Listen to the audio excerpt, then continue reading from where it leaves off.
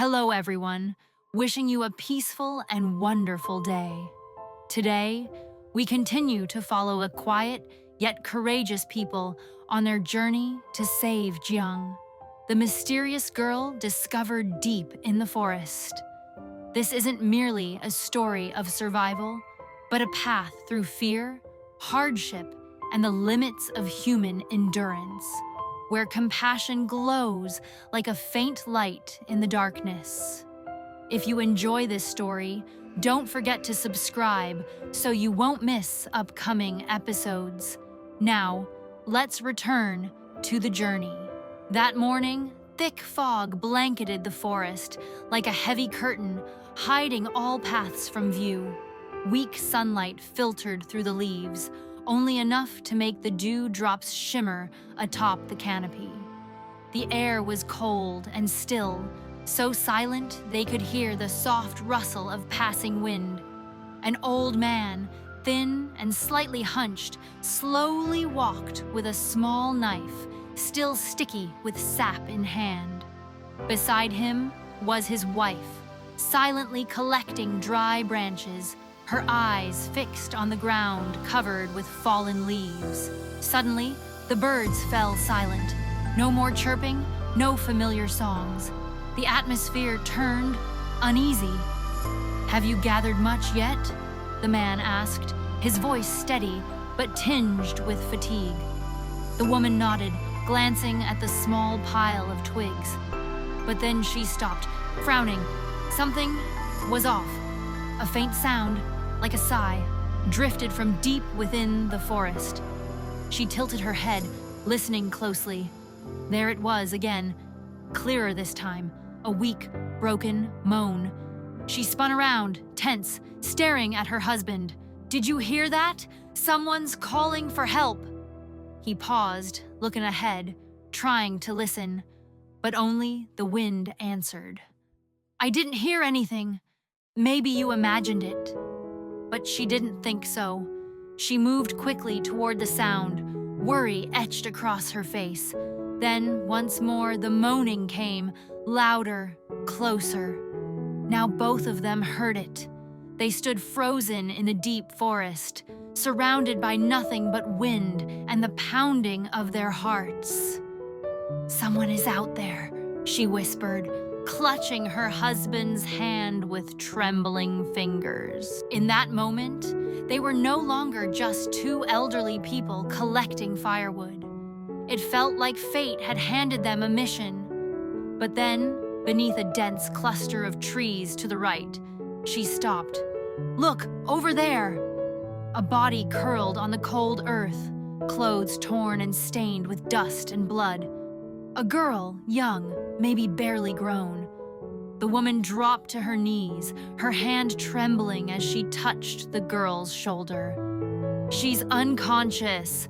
The man approached, eyes darkening. Her legs were scraped, face bruised. He gently pressed 2 fingers to her wrist, counting. "There's a pulse, but it's faint." They stood in silence. Time seemed to freeze.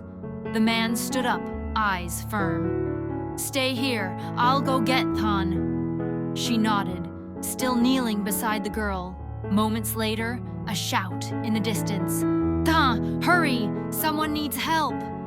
Leaves rustled louder and louder. The man reappeared, breathless, followed by Than, a young man in his 20s, carrying a pack, eyes full of resolve.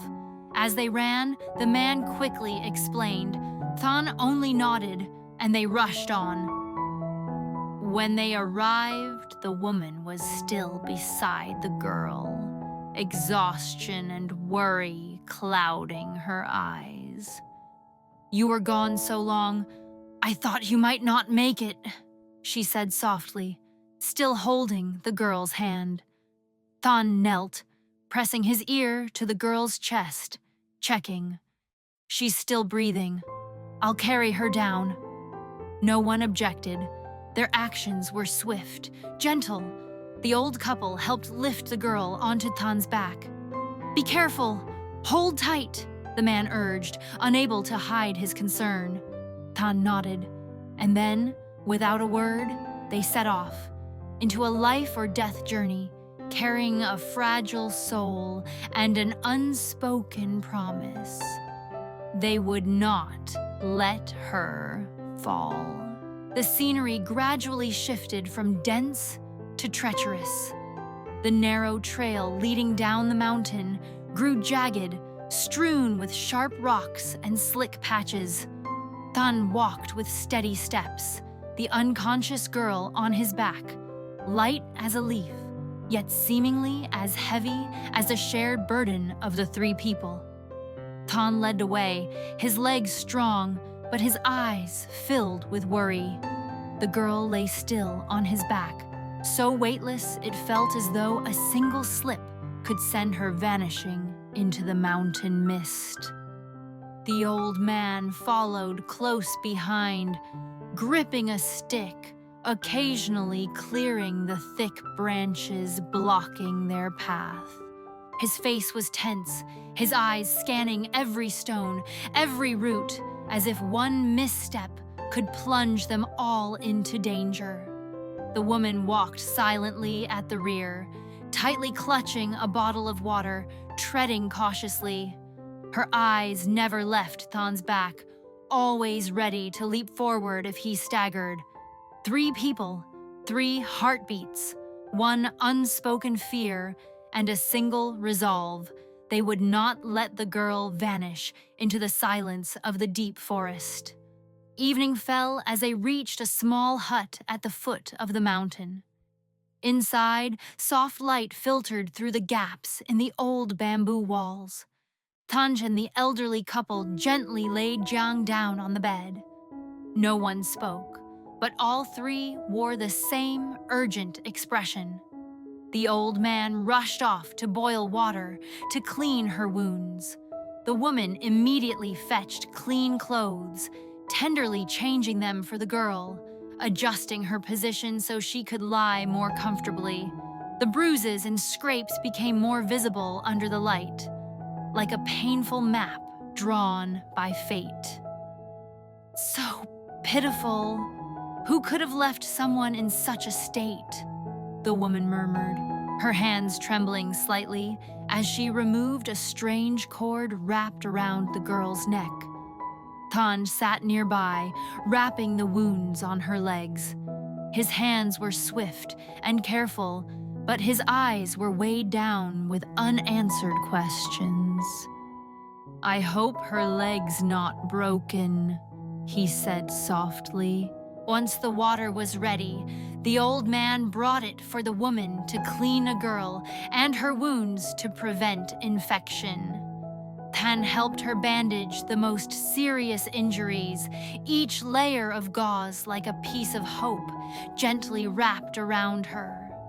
The old man stood in a corner of the hut, lighting the stove, carefully selecting herbs long kept in storage, and began boiling a pot of medicine gathered from a high forest. The scent of the herbs wafted through the air, a mix of forest leaves and damp earth, trying to drive away the surrounding gloom. "Her pulse is still weak," he murmured, hand never leaving the spoon stirring the pot. The woman applied medicine to the girl's legs, her movements so gentle, like tending to a child. "Who is she? Where did she come from?" Her voice trailed off, as if reaching for some distant place where all the answers were still hidden. Than stood up, his fists clenched. "I'll go find out. We need to know who she is. We can't let her just disappear like this." The old man nodded and poured a bowl of steaming medicine, handing it to the woman. "Give it to her. She needs to get better, fast." The woman lifted the girl's head, carefully dripping the medicine onto her parched lips. Night fell. The sky turned pitch black, clouds thick above. Only the dim flicker of an oil lamp lit the tiny hut. The girl still lay there, unmoving, her breath faint as a breeze, barely enough to say she hadn't let go. The woman sat beside her, eyes sunken from fatigue, yet unwilling to leave her side even for a moment. "No change yet," she whispered, gently brushing the girl's hair, her heart heavy. The old man sat in a corner, holding a now cool bowl of medicine. His eyes stared into the darkness, as if seeking answers somewhere in the night. Alone again with the girl, the woman held her small hand. That faint warmth in her palm lit a small but steady flame inside her. Exhaustion lulled the woman into a light nap beside the bed. But not long after, she startled awake. Not from any sound, but from that gnawing worry cutting deep inside. She wouldn't allow herself to sleep deeply, not while the girl was still fighting for her life. Outside, the forest had gone still, but within the woman's heart, a quiet flame still burned.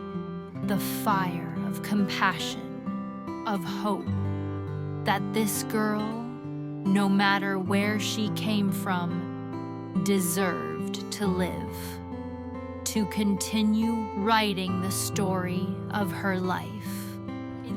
Trong tập này, cuộc chiến để cứu lấy cô gái bí ẩn giữa rừng sâu thực sự bắt đầu.